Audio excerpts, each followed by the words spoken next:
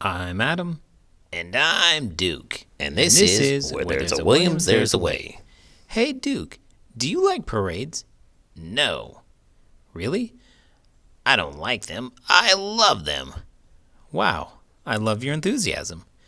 Parades are one time when an old cowboy can ride his horse through town and it's not a problem. I've never really thought about that. Not only that, I can't think of another time when it's socially acceptable to throw handfuls of things into a crowd. It doesn't even matter what it is.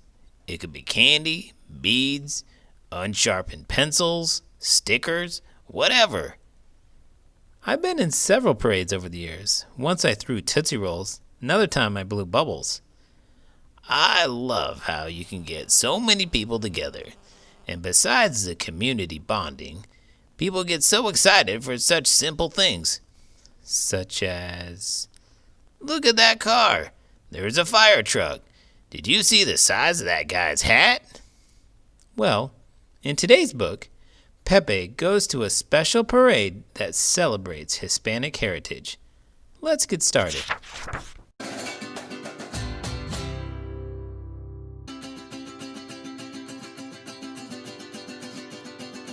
Pepe and the Parade, a celebration of Hispanic heritage.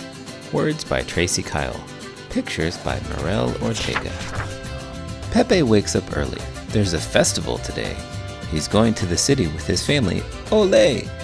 Amigos and Familia will attend a celebration, honoring Hispanic people all across the nation. Pepe cannot wait to see his friends and eat paletas, and hear the mariachis play guitarras and trompetas. Mommy makes a special breakfast filled with love and care. The smell of chiquilas and frijoles warm the air. Abuelo talks of heritage, traditions, and países, and says it's a festival to showcase their raíces. Today is special, Pepe, for the history and pride of millions of Hispanics who are living by our side. Pepe makes some little flags and wants to color more, but Mommy interrupts him. Let's get ready, por favor. I really do love me some Hispanic food. Tacos, empanadas, arepas, elote corn, enchiladas, ropa vieja, ceviche, mole, chimichurri steak, migas, churros, tres leches cake. Wow, I can't believe that you were able to just list all that off the top of your head. So good. Oh, flan. So, what flags do you think Pepe is making? And tortas, dulce de leche, tortillas, and I've lost him. Maybe we should take a little snack break. Pepe loves his jersey made of radiant colores. Mommy is enchanting in her falda lined with flores. Abuelo has a thing for hats and wears a wide sombrero. Poppy looks so dashing. Mommy cries, Mi caballero. The city pounds with energy and Pepe feels the pride, remembering Abuelo's words, Hispanics by our side. Pepe spots some friends from school who are Hispanics too. Ana is from Ecuador and Lalo's from Peru. Dylan is Dominican, Andres is Panameño, Carla is Colombian, Tomas is Hondureño. Juan is Nicaraguan, Teresita is Chilena, Sarah is both Puerto Rican and Salvadoreña. Max is Guatemalan, Santiago is Cubano. Pepe wants to join his friends and thinks, Soy Mexicano. Abuelo waves him over. It's our turn to walk now. Vamos! Pepe hugs his poppy, saying, Todos celebramos! I think it's great how inclusive this parade is. Essentially, it is including almost every nationality in the Western Hemisphere. What do you think, Duke? Huh? What are we talking about? Well, I was talking about this book, but you kept listing off different foods for 7 minutes straight, then fell in a food coma. Food coma? I haven't even eaten. Yeah, it was the weirdest thing. I think that you were so deep in thought of the variety of foods that your body may have been tricked into thinking it had just eaten. That doesn't happen. Are you still hungry? No, I'm stuck. Oh, I see. You just may be right. Abuelo shakes maracas. People love the choc-choc sound. Pepe holds his little flags and waves them all around.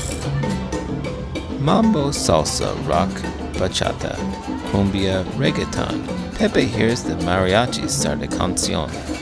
The rhythm of the Latin music floats on down the street. Pepe and his friends are dancing, bouncing to the beat.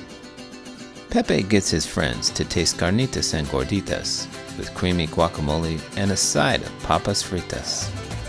Abuelo, take a picture! Pepe jumps into the pile of laughing, happy, noisy kids. Abuelo chuckles, smile! That night, when Pepe heads to bed, he feels very proud. He knows the day was special. He could sense it in the crowd. He falls asleep so grateful for the fun he had today, and knows that next year's festival is just 12 months away. I can't believe that I forgot about carnitas, gorditas, and guacamole. At this point, I'm a bit surprised that you haven't already listed them. Did you see how happy those kids were? They were all smiles. Eating Hispanic food makes my stomach smile. What do you mean your stomach smile? You know, when the food's so good it makes your whole body happy. Speaking of happy, Abuelo seems pretty happy here. He sure does. That seems like it's a really special moment between Pepe and his grandfather. My grandkids aren't interested in anything unless it's attached to an electronic device.